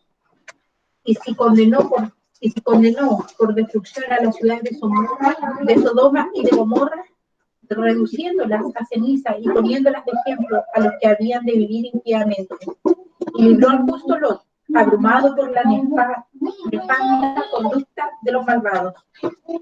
Porque este justo que moraba entre ellos afligía cada día su alma justa, viendo y oyendo los hechos de ellos. Sabe el Señor librar de tentación a los piadosos y reservar a los injustos para ser castigados en el día del juicio. Y mayormente aquellos que, siguiendo la carne, andan en concupiscencias e inmundicias, y despreciando el señorío, atrevidos y contumaces, no temen decir mal de las potestades superiores. Gracias. Gracias. Note ahí en Pedro, dice que desprecian el señorío. Bueno, toda cosmovisión que no tiene presuposiciones bíblicas desprecia el señorío de Cristo. Y eso es despreciar la autoridad de Dios. Y note que Pedro hace uso del término ahí en el versículo 10, desprecia el señorío. ¿Y qué es despreciar para nosotros? Ignorar. En el idioma castellano, español, tiene mucho significado, ¿verdad? Pero no así en el griego. En el griego, la palabra que usa Pablo allí es catafroneo, que la raíz de esa palabra es fren, que tiene 2 significados, entendimiento y conocimiento. Desprecian no tiene nada que ver con la palabra original, ¿verdad? Porque despreciar en nuestro contexto, el significado es desechar, pasar por alto, mirar en menos, pero el término griego no apunta a eso. El término que Pedro está usando aquí es que el hombre tiene conocimiento y entendimiento que se opone a la autoridad de Dios. Lo que establece el texto sagrado, con tal palabra menosprecian el señorío, es que todo pensamiento o conocimiento se opone a Dios. Desprecian el señorío. De tal forma que toda cosmovisión que no tiene presuposiciones bíblicas es, en última instancia, desprecia el señorío. Y ese término despreciar significa que el hombre articula sus conocimientos, articula sus pensamientos, articula su entendimiento y forma así presuposiciones de una cosmovisión que va en contra del señorío de Dios. Por eso qué importante es notar que el término que Pedro usa ahí es de eso, de entendimiento, de conocimiento. Desprecian el señorío, rechazan el conocimiento de Dios, rechazan la autoridad de Dios, rechazan el conocimiento de Dios. Lo toman en cuenta. Pero realmente eso de despreciar la raíz tiene que ver con el entendimiento, con el conocimiento. Entonces el hombre, desde que nace, amados hermanos, desde que nace es opuesto a Dios. De hecho, dice el salmista, desde el vientre de la madre se apartaron los impíos, desde la matriz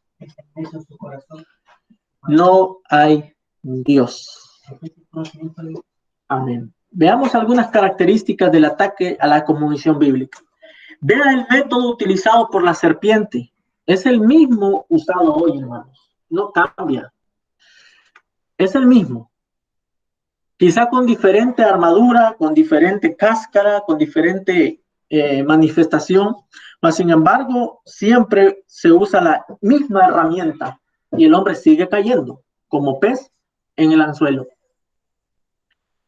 El relato de Génesis 3, hermanos, si nosotros lo vemos detalladamente, nos ayudará a sentar las bases de una cosmovisión cristiana sólida.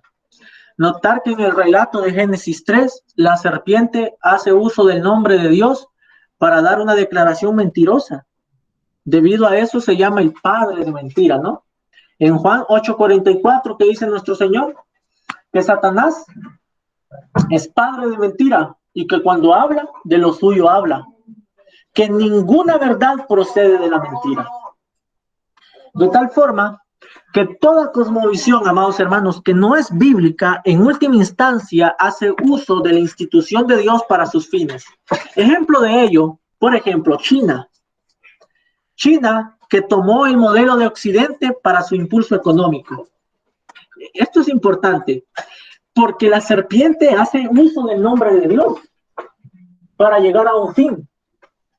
Bueno, otras cosmovisiones que no son no es la cosmovisión bíblica, hace incluso uso y se beneficia de los beneficios que da el cristianismo y la cosmovisión bíblica.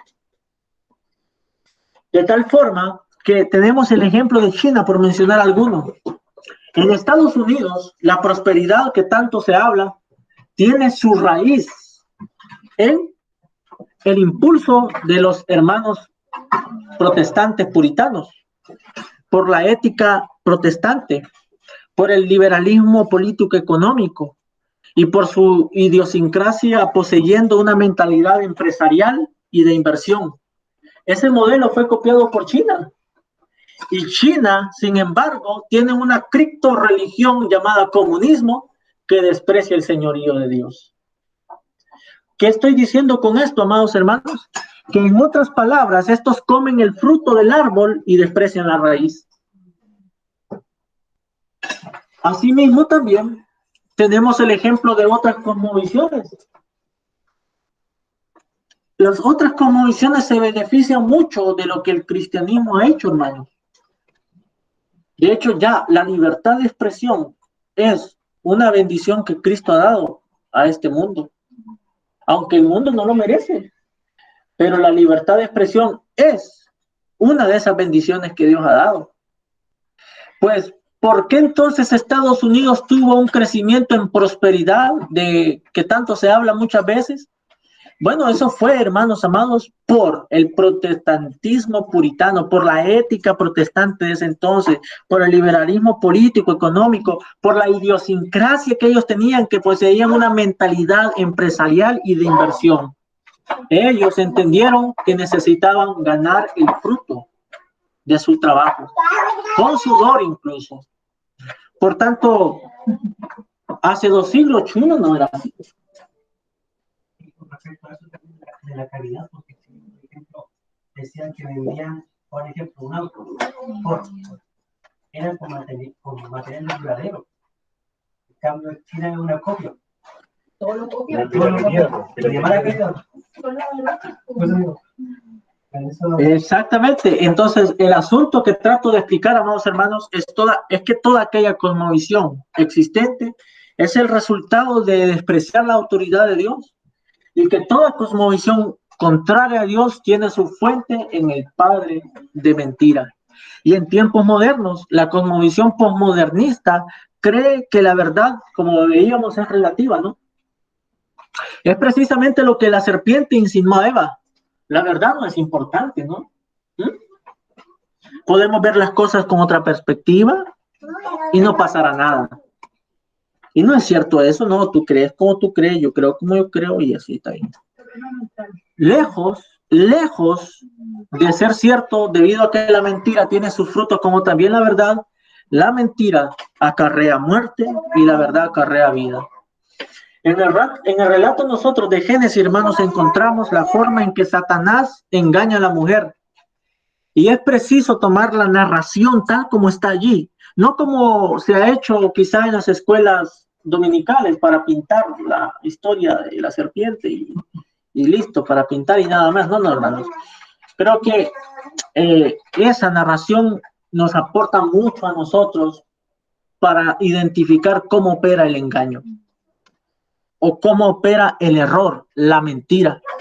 Por tanto, no es el relato de Génesis capítulo 3 no solamente es para los niños de la escuela dominical, sino que también para todos nosotros los adultos.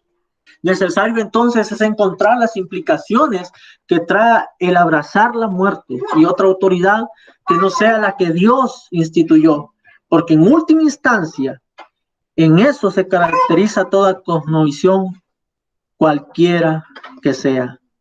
Y un punto importante, por ejemplo, de comentar acá, es que toda cosmovisión que reclame ser cristiana y no tiene como fundamento las Sagradas Escrituras, no es en su pretensión una cosmovisión auténticamente cristiana. De ahí tenemos a los teólogos liberales que defienden la influencia del cristianismo. Hablan de la influencia del cristianismo, de los resultados morales del cristianismo, pero omiten la autoridad detrás de ello, que es Cristo. Los liberales teólogos han escrito volúmenes de libros, volúmenes enteros de libros, a lo que se conoce como la escatología politizada. Hablan solamente de lo moral, hablan acerca de la influencia, pero estos comen del fruto, pero desprecian la raíz. Esa no es una cosmovisión cristiana, hermanos. Esa no es una cosmovisión bíblica consistente, porque desprecian el señorío. Desprecian el señorío.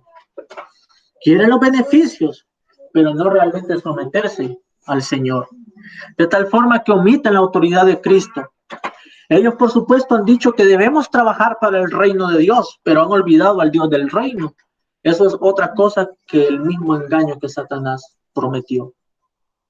¿En dónde entonces, amados hermanos, descansa verdaderamente la cosmovisión cristiana?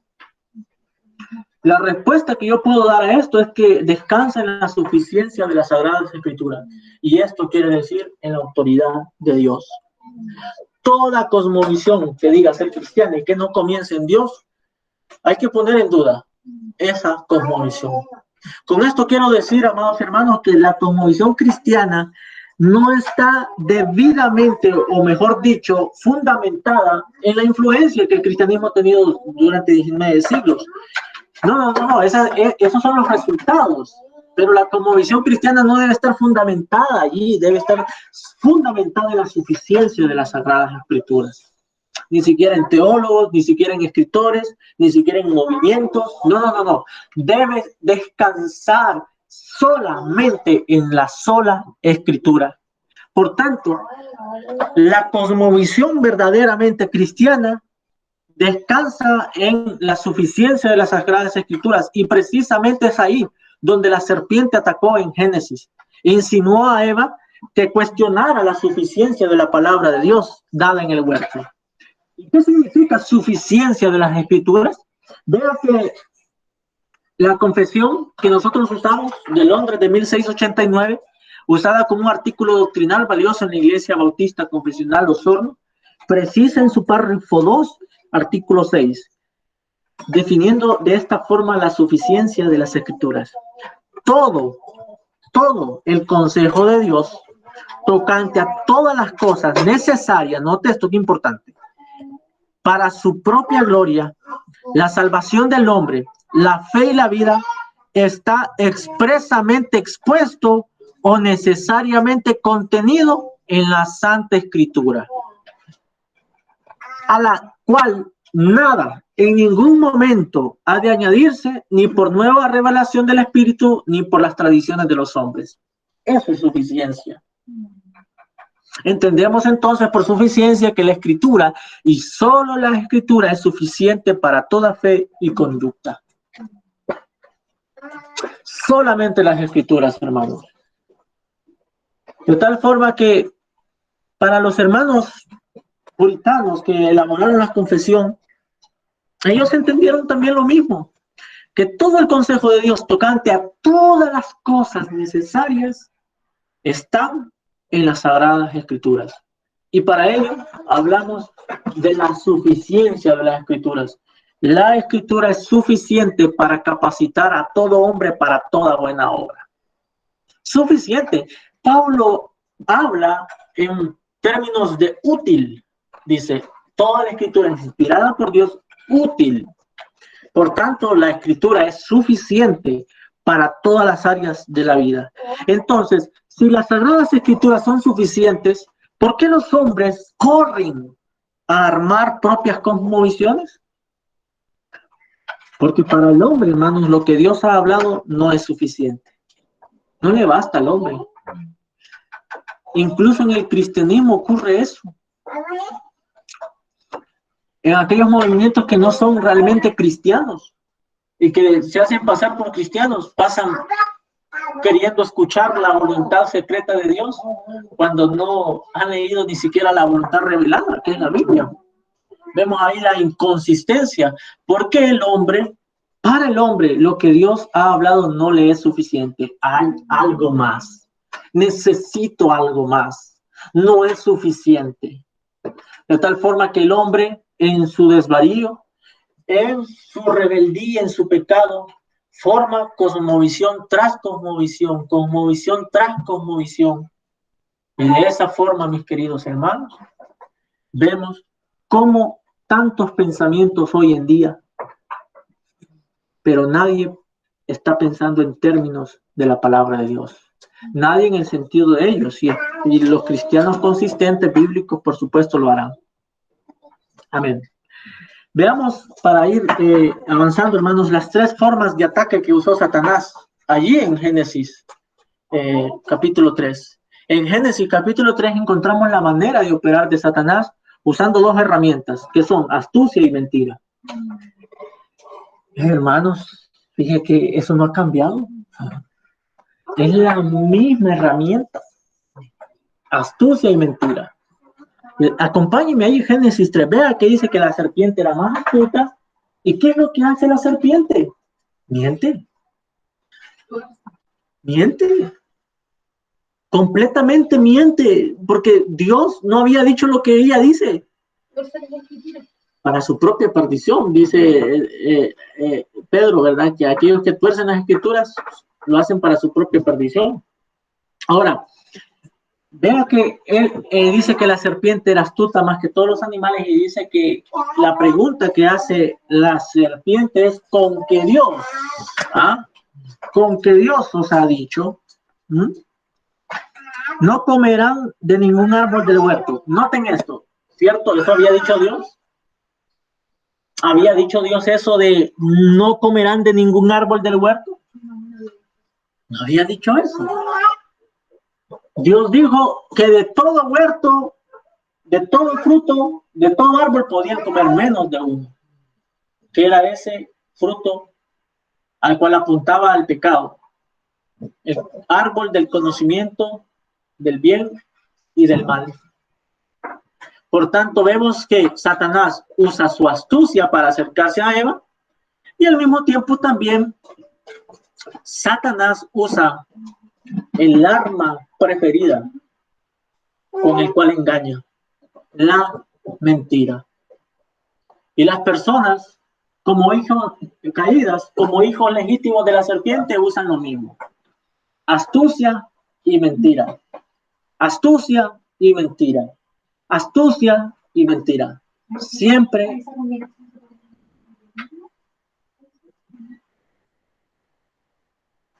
Mismo.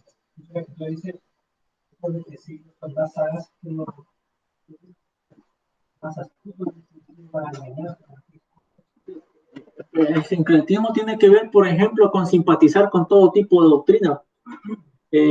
Por ejemplo, simpatizo contigo, simpatizo con los pentes, simpatizo con la nueva era, simpatizo con la teología de prosperidad.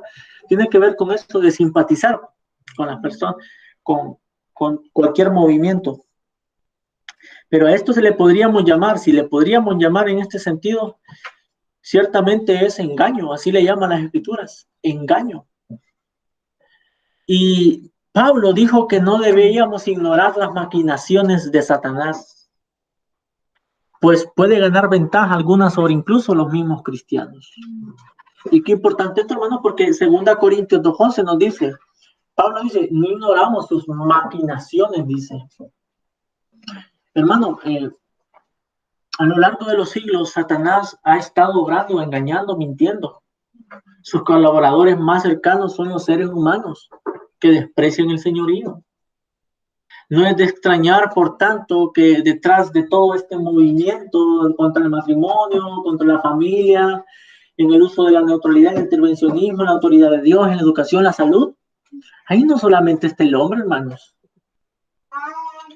Ahí no solamente está el hombre operando. No. Allí está Satanás dirigiendo incluso los hilos. Esto no quiere decir que el hombre deje de ser responsable. El hombre es responsable porque se somete voluntariamente a esa situación, porque ama la mentira, ama despreciar el señorío de nuestro Señor. Y nota ahí que dice 2 Corintios 2:11. ¿Alguien lo puede leer, por favor? Para que no seamos engañados por Satanás, porque no ignoramos sus maquinaciones. No ignoramos sus maquinaciones, para que no nos, dice, Para que no seamos engañados por Satanás, porque no ignoramos sus maquinaciones. Entonces, mire, lo que Satanás usa para engañar siempre han sido dos cosas, hermano. Y el hombre siempre cae en la misma, carnal, en la misma, astucia y engaño. Astucia y engaño. Siempre ha sido el método usado. Que incluso, ¿qué es lo que hace Satanás con Eva? Satanás presenta la mentira como si fuese verdad. Presenta la mentira como si fuese la verdad. O, ¿sabe lo que hace Eva en otras palabras? Perdón, la serpiente en otras palabras. Interpreta las palabras de Dios. ¿Ah? Las interpreta, ¿por qué? Porque dice, no es así. O sea, como diciéndole a Eva, estoy parafraseando, entendiste mal el mandamiento, te lo interpreto de esta forma. Eso es mentira, eso es engaño. Bueno, es la misma forma en que Satanás opera, hermanos. Veamos el primer ataque que hace Satanás a la suficiencia de la palabra de Dios, porque en última instancia es lo que hace. ¿Qué es lo que hace? En primer lugar, siembra duda. Génesis 3:1-2. Vea que la serpiente conduce a Eva a cuestionar el mandamiento de Dios. ¿Con qué Dios os ha dicho? O sea, él pregunta para esperar una respuesta. ¿Eh? Y cuando pregunta a la serpiente, lo que trata la serpiente es que Eva responda a esa pregunta. Porque quiere dialogar. Y si con alguien no hay que dialogar, es con el diablo, hermano. Eva dialoga. Y Satanás tiene un propósito ahí. Y es que Eva comience o cuestione el mandamiento de Dios. Y eso es lo que hace la cosmovisión secular propia del racionalismo. Dice que puede dudar de todo. Dice, puedes dudar de todo, pero menos de tus propios pensamientos. ¿Eh? Duda de Dios, pero no de lo que vas a hacer. ¿Eh? Duda de todo, pero ten confianza en ti mismo. Tú puedes. ¿Eh? La razón es absoluta para el racionalismo. El punto de partida no es la realidad, sino la conciencia de lo que nos rodea. Y fue René Descartes, un filósofo racionalista, que dijo de esta forma: pienso y luego existo. Cogito ergo sum en latín. A la misma presuposición la serpiente conduce a Eva y le dice, en otras palabras, con que Dios os ha dicho. Está insinuando, piensa por ti mismo y luego existe por ti mismo. Desprecia el señorío del Señor. Pero el mandamiento del Señor, el mandamiento de Dios, había sido no comerás. Y tal mandamiento era específico, hermanos. Sin embargo, vemos la serpiente implantando duda en Eva y lo hace preguntando. Es lo que insinúa Satanás. Pero vea cómo responde Eva. La mujer respondió a la serpiente: del fruto de los árboles del huerto podemos comer, pero del fruto del árbol que está en medio del huerto Dios ha dicho, no comerás de él ni lo tocarán, para que no mueran. Para que no mueran. Dios había dicho que no comerás. Eva agrega ahí que no lo tocarás. Sin embargo, pensamos que quizá Adán le transmitió a Eva el mandamiento específico, porque cuando Dios le dijo a Adán, él estaba solo. Y Satanás elige a la mujer para sembrar duda en la mujer y con ello usar su astucia y su mentira. Y esto es característico de toda cosmovisión, hermanos. Dudan del Señor, dudan que exista, dudan que haya absolutos morales, pero el hombre no puede negar esa realidad. Pero sí duda de que haya Dios, duda que haya un juicio final. La duda en el hombre es impresionante y que se traduce en pecado. El hombre duda y a eso le llama la Biblia ¿cómo?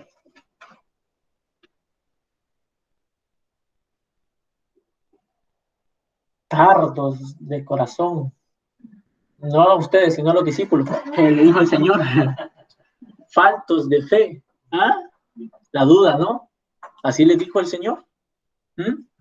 Cuando multiplicó, recuerda también los panes y los peces, y cuando ellos guardados de la levadura de Herodes. Y ellos pensaban que se guardaran literalmente. ¿Sí? ¿Todavía no entendéis? ¿Tan necios sois?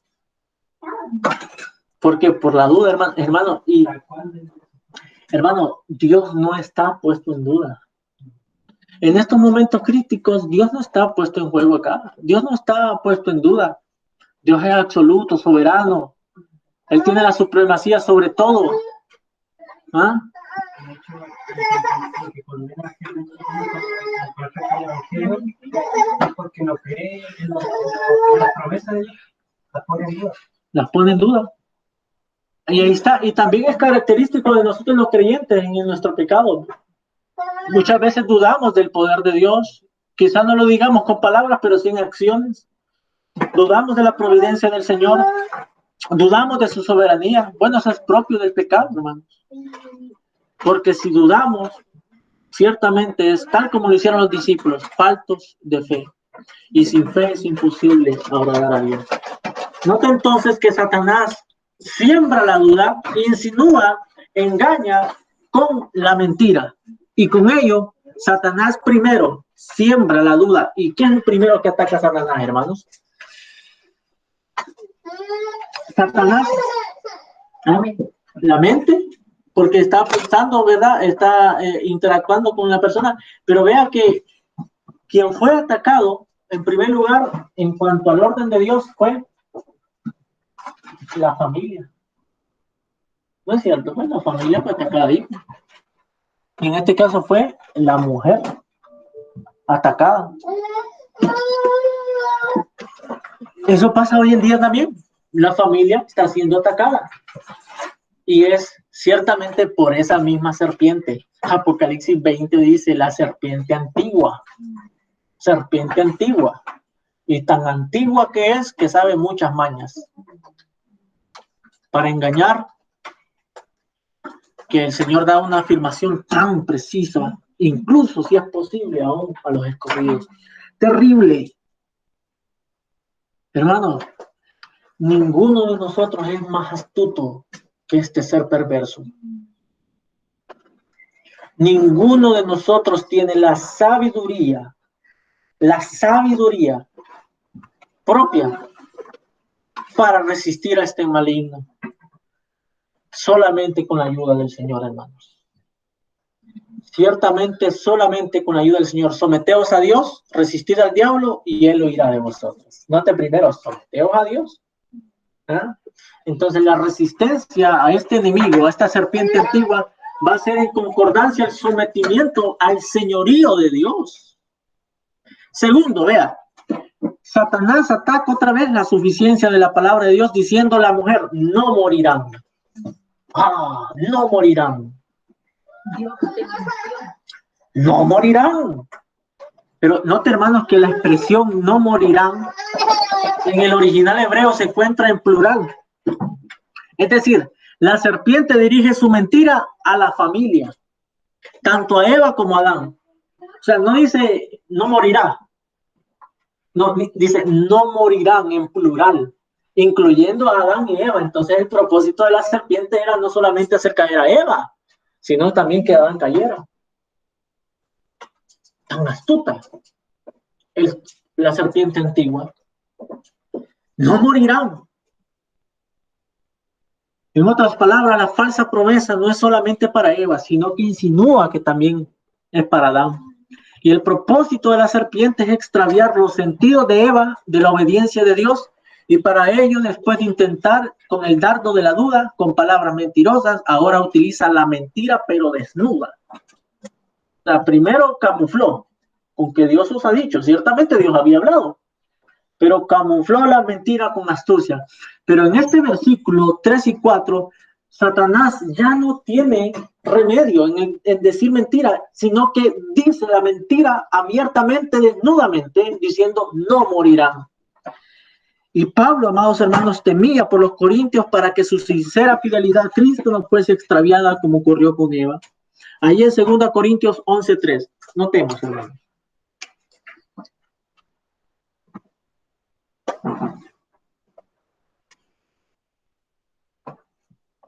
Segunda Corintios 11:3.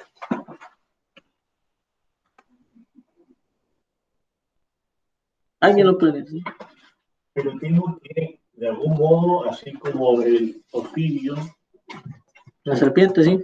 o el Ofidio con su astucia engañó por completo a Eva, así vuestros sentidos sean extraviados de la pureza y castidad de vida de Cristo. Amén. Gracias. Note que Pablo dice, así como la serpiente engañó a Eva.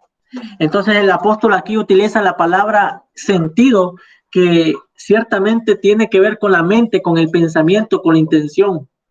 Lo que Satanás primero ataca es la mente. Pablo en el castellano está traducido como sentido, pero en el griego no se lee de esa forma. La palabra allí es pensamiento.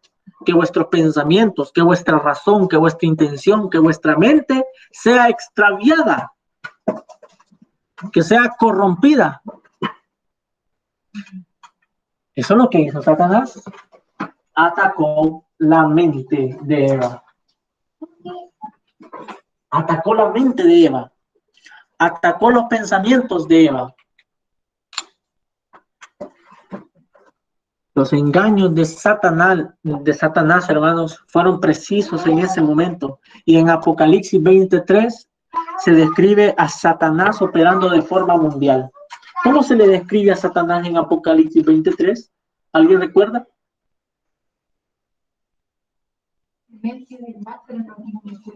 Pero se le describe de una forma, y note que dice de una forma mundial, hermanos. Apocalipsis 23, el que engaña a las naciones enteras. Quiero consultar con respecto a como decía que la serpiente antigua, a través de los siglos, de los años que va pasando, él va mejorando su técnica de engaño. O sea, digamos, se va puliendo, digamos, su forma de engañar, de mentir. Por supuesto, la astucia siempre tiene esa cualidad. Como se dice popularmente, se ingenia. Y de hecho es así, lo hizo a través de la historia, lo está haciendo incluso hoy en el presente.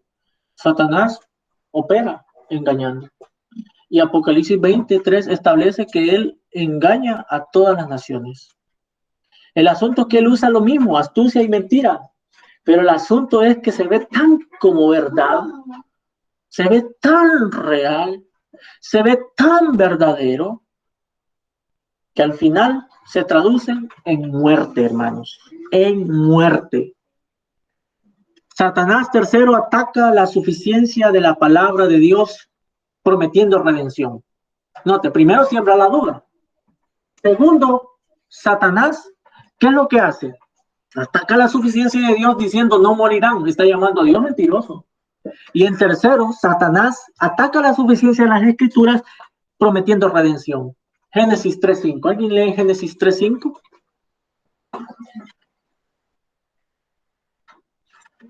Sí. Sino que sabe Dios que el día que comáis de él, serán abiertos vuestros ojos y seréis como Dios, sabiendo el bien y el mal. Amén. Hermanos, todas las cosmovisiones existentes prometen redención. Todas. El hombre ha buscado la liberación desde la caída. Los que tienen una cosmovisión humanista creen que el hombre es quien trae dicha liberación, ¿no? El humanismo, manifiesto 1, manifiesto 2, manifiesto 3. Para la nueva era, las constelaciones de Acuario, cuando se unan, van a traer la liberación del cosmos. ¿Ah? Para el marxismo y todas sus variantes, la sociedad sin clases. ¿Ah? Es la liberación. Para el posmodernismo, los metarrelatos que nos libran de la esclavitud de la religión. En última instancia, toda cosmovisión promete redención. Lo mismo la serpiente. ¿Qué es lo que promete la serpiente ahí? Serán como Dios. Serán como Dios. Eso está diciendo que se liberen del yugo. ¿Para qué estar sirviendo? Sean independientes. En otras palabras, serán como Dios, no tendrán necesidad de estar obedeciendo. De tal forma que para el hombre eso es liberación. Y hoy en día se habla de la libertad, liberarse de la religión, el posmodernista, liberarse de la familia, liberarse de todo. Hay que rediseñar todo, hay que reinventar todo, hay que redefinir todo. Bueno, hermanos, esto no es nuevo. Satanás usó la misma herramienta y la continúa usando. Toda cosmovisión tiene esa característica. Promete liberación, promete redención, tal cual como la serpiente. Serán como Dios, sabiendo el bien y el mal.